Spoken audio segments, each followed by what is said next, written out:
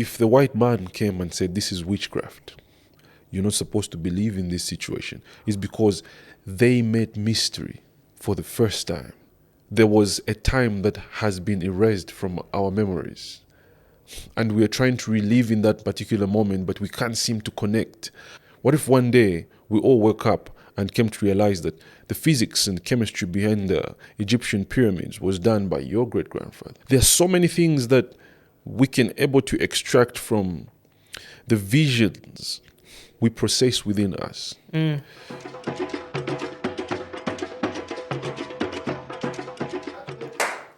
What's happening, people, and welcome to the Rota podcast. So we're going to be unpacking African folklore and mythology, and I've got an amazing guest with us today. His name is Chemical. Do you want to introduce your full name, or do you want to just keep it on the artist side? Go on. We're gonna keep it on the artist. All things government, we gotta keep it low profile for now. So next time when you meet me in the streets, you go like, oh, okay, right now. So Chemical. That's cool. Chemical is good for now.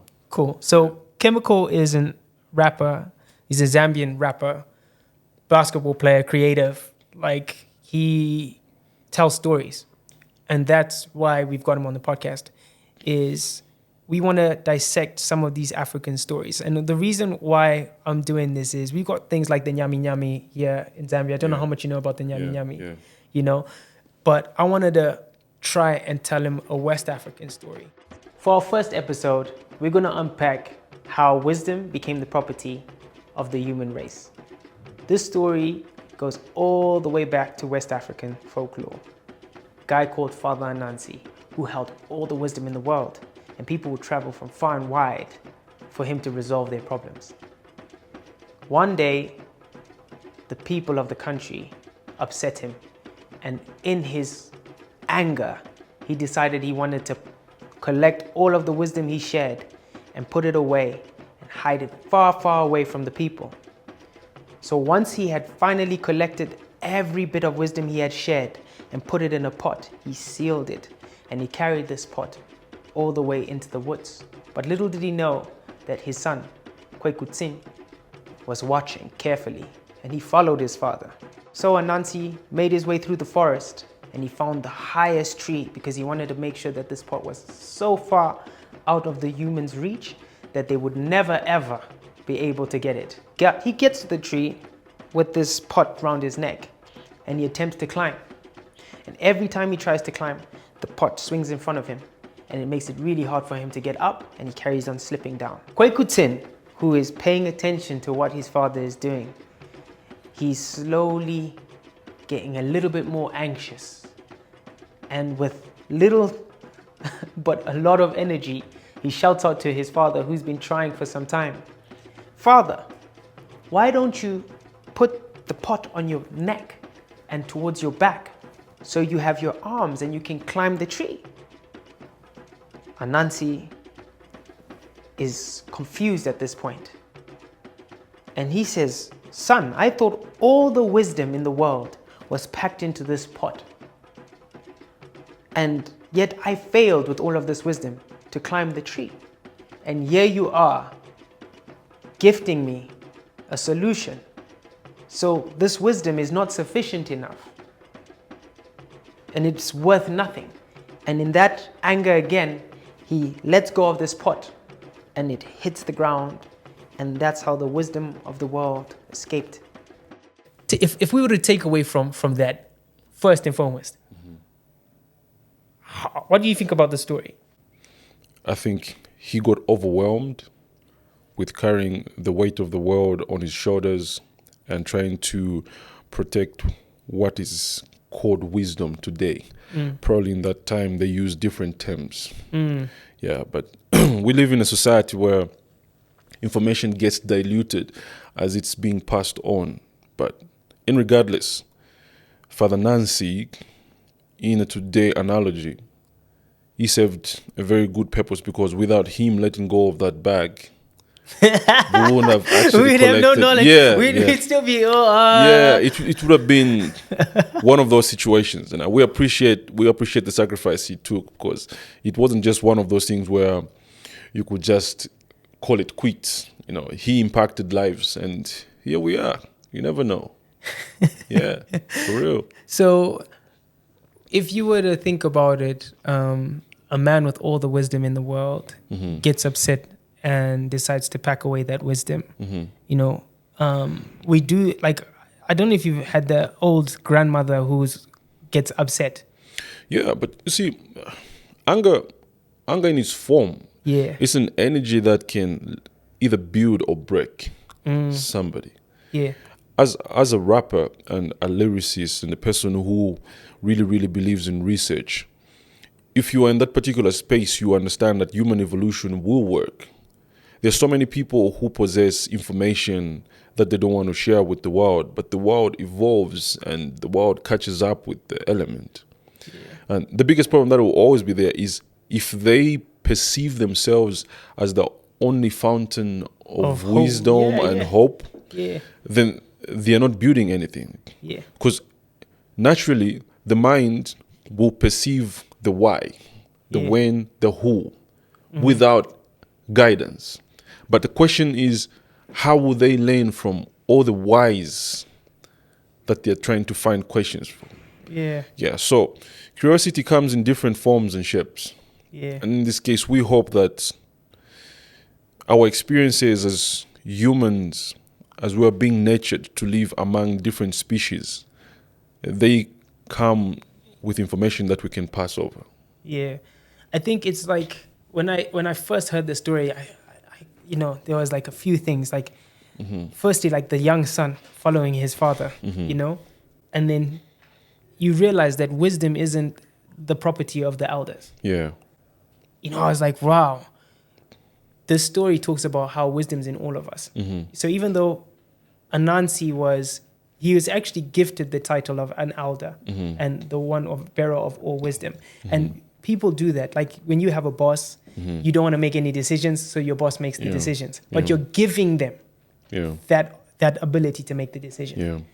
So your wisdom, it being utilized, somebody allowing you to utilize it is a blessing. Yeah. And then in the story, he gets upset, with because they've upset him somehow. And he tries to then collect all of his wisdom and not share it. And we do that even in relationships, where when you're upset with your partner or you're upset with your family member or whatever, you stop trying to help them. Like you get, but then again, as you've seen, you store this thing up and you bottle it inside, but then you can't move. So he could have climbed the tree because of all of this anger that he's holding and harboring. So it's kind of like you bottling that wisdom up and trying to keep it yourself and hide it from the world just stops you from moving and getting to where you want to be. But when you start to share wisdom, which is what it is, like you have wisdom, I have wisdom, it's like you finally get to elevate. And that's what I got from a lot of that that little story. You know? So I guess that leads to like my next kind of question. What does wisdom mean to you? So, it's a very diverse aspect to actually understand how one can put wisdom in a context of measurement or meaning. For myself and a little bit of research that I have had over the years, I think when someone is wise, they're knowledgeable enough to assess situations, to read the room and learn to make well-sound information and decisions that can able to impact or influence a movement. Because even the most dangerous people in the world that can able to make certain turbulences become heavyweight waves, they're wise enough in that atmosphere to actually see that if I make this play, it's going to make me stand out as checkmate in this particular point. So I feel like we can't compact wisdom into one kind of like this is information which was ripped from the books of ages. This is the actual definition of leap of faith, because sometimes the most wisest thing a person will ever do is not speak but believe in their intuition. You will be there knowing that this is bad, but nobody ever told you that this is bad. just some subconscious in you wise enough to actually hold it together. And then you come to realize, no, I can't be in this particular space. I can't do this particular thing. I can't go down this particular way. I'll give you an example. Like, the most difficult thing that wise rappers will always experience is how to sell the knowledge to the unwise audience. Because the quickest approach is, he raps about complicated stuff we don't understand. Then you come to realize you have a 1% crowd that really, really get you. But with time, as that information is trickling down, you come to realize, oh, you're making timeless pieces. And the world starts appreciating your wisdom. Yeah, so it's the actual act of knowing when to be patient. It's an actual act of learning from everything around you. No, that's like an amazing like summary, Yeah. like, because essentially you're saying wisdom, that it takes many shapes and many forms. Yeah, man. Yeah, Yeah. you know, we can't we can't sum it up in Yeah. one context. And I think even now we go back to the story, and it's like you realize that they're not talking just about solving problems in terms No. of verbal kind of like do Yeah. this, do that. Yeah. You know, it might have been in action as well, and you know, it might have been in silence as well. True. So the one thing I find, because like with rap in particular, because rap, hip hop in particular is very American, right? Like where we draw from. We don't really, most of us don't really draw from Africa when we become rappers. We draw first from the States. And then eventually sometimes you find your way and start to incorporate. I disagree to some extent because I come from a space where I believe it's a global village. It took a colonizer to come up with concepts of borders and name premises and made people feel certain areas of the world as special in some context. I don't believe in that. I believe you have to be strong enough to hold your grounds and make something out of yourself wherever you are. Yes, there are advantages in other places of the world. Some people are more privileged in terms of infrastructure, influence, connections than other places. But if something is really good, there's no borders around it, man. Yeah, no, like I do think like we've produced great stuff, but when I talk about the where we're drawing from, it's like a hip hop tune. You know, a lot of the percussion and stuff on it, the break beats and stuff. That's very bro. American style. Exactly. But like you listen to Quincy Jones, and there's a clip with Quincy Jones talking to Kendrick Lamar, where he's like, you know, where's hip hop from? And Kendrick's like, you know, from like the Bronx, and he's like, no, it's not. He's like, it's African, you know. But that's what I mean about us as African artists, because that's what we are. And part of this podcast is us trying to, yes, unravel the mysteries and the, you know, the mythology and folklore. But in understanding that, which is us going back, like in Ghana, they say Sankofa, you know, to go back and take the good. Sankofa. Yeah, Love go that. back and take the good and bring it forward. It's like, part of that is us understanding where we are. And I don't think we can go back, but we're not going back to change what we have right now completely and become, you know, beating drums and that's it. It's like, no, we're going to go back and we're going to listen to those percussions and those drum patterns and we're going to incorporate them in our new and create a new style of hip hop and then give it back to the world. And that's where I feel like, you know, I've listened to a lot of people producing stuff and I'm like, why are we still stuck on 808s? It's like we can move from that, you know. And when I think about this wisdom story, is we have something that we could bring to the world. True. You know, like Kwekutin. That's what we are. We're the young boy as African artists, or may I say, especially from the regions we're from. We're the young boy following our fathers, right? True. And in this case, it would be like the American hip hop, if you're a hip hop artist, let's just say, you know, for argument's sake. And we're watching them do the wrong thing. Exactly. And we've got an answer and we've got solutions for it. Yeah. But guess what we do? We don't say anything. We like, oh, yeah, they know what they're doing. You know, and that's like part of like, when I listen to this story, I'm like, understand this, that we have a role to play and we have wisdom. So this is our take. This is my take about such kind of things.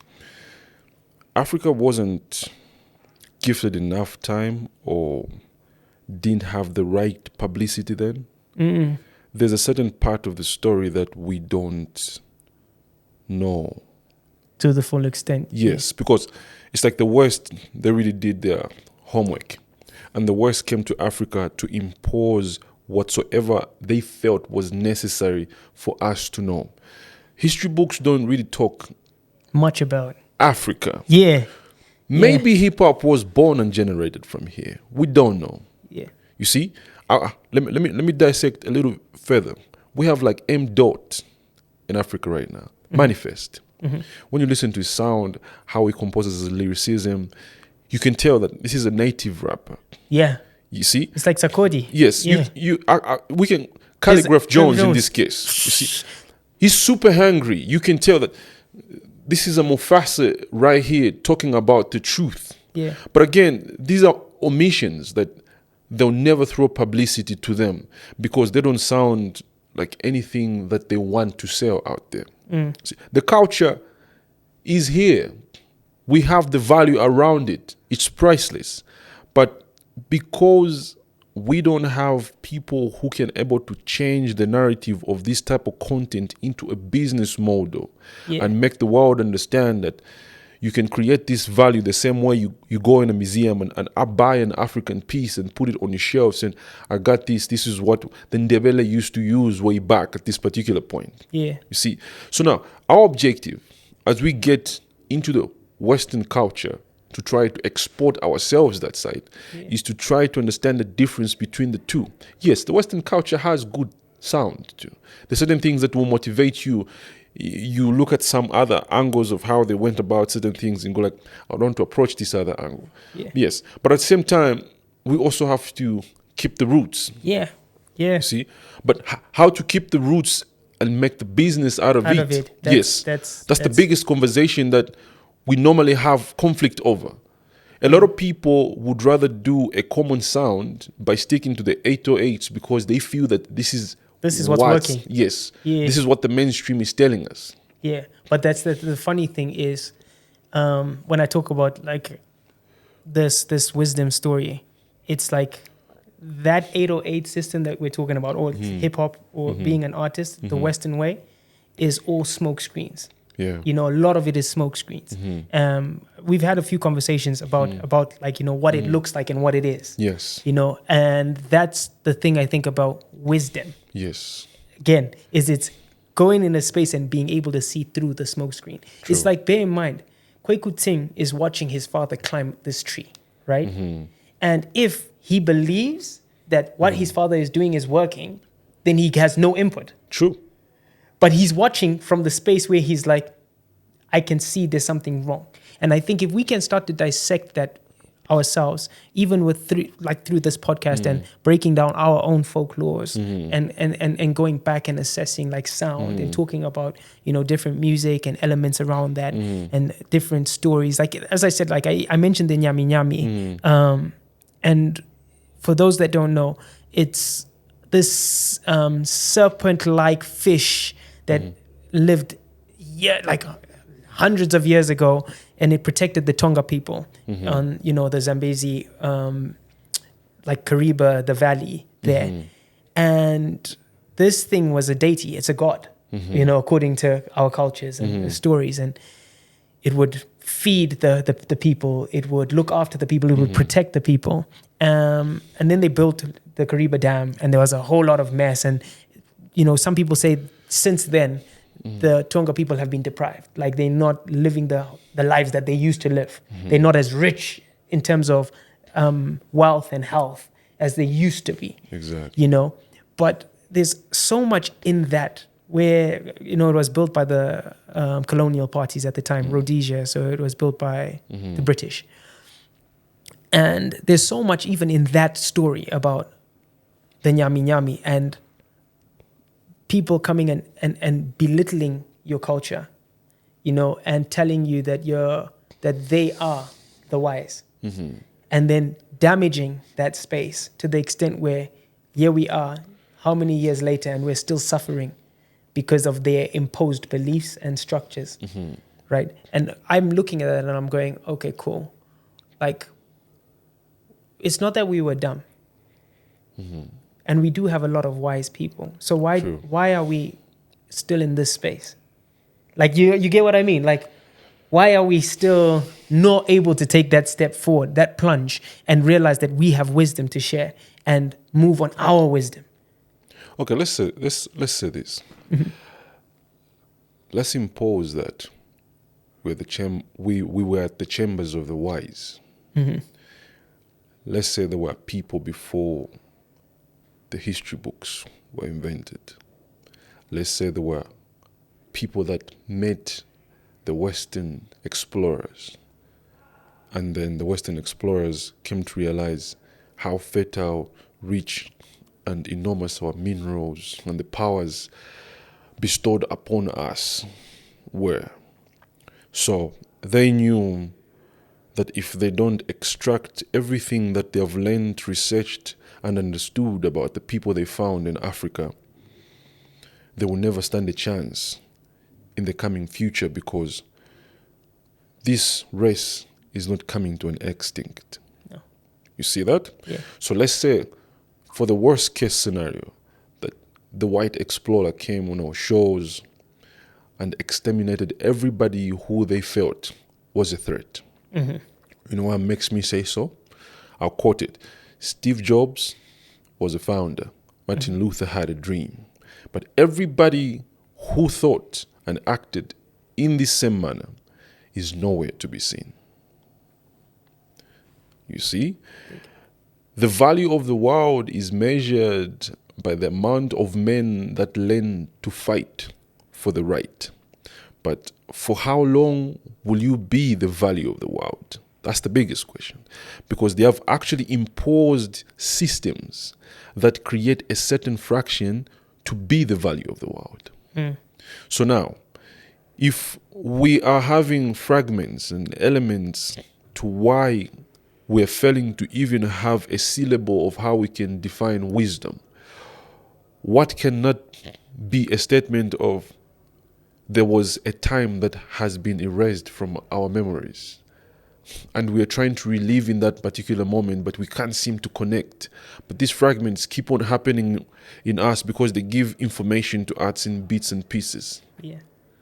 What if one day we all woke up and came to realize that the physics and chemistry behind the Egyptian pyramids was done by your great-grandfather, or Abba was the person who was a true descendant from that particular person? Yeah. See, there are so many things that we can able to extract from the visions we process within us. You spoke about the gods up in the southern province of this country, back in the native days when people literally maybe even worshipped the fish you spoke about. Yeah. We don't have any of that information today. If the white man came and said, this is witchcraft, you're not supposed to believe in this situation, it's because they made mystery for the first time. They came from a place where this information was not wise enough for any theory or any professor they named them by that particular time. So it was a shocking matter, and then it put them in a very conflicted manner. They needed to find grounds where they could tread without being questioned. So wisdom has been diluted ever since. Okay. So we're gonna close on that, because what you just said there, guys, you're gonna have to look up for the next podcast. I don't want to lead this for too much, but now you get the reason why they call me the chemist. I react. Yeah. So no. So watered down wisdom. It's kind of like, you guys tell us what you feel about that story and how you dissected it and what you feel you would have liked to hear more of. But yeah, let that sink in. Thank you, Chemical, for being on this podcast. One more thing for the fan base and the people across the universe. Hello, black child. Hello, black man. Hello, next guy, and the other guy, and the other guy who believes in the narrative. Understand one thing. Value is earned. Work for it. See you on the flip side. Peace. Bro.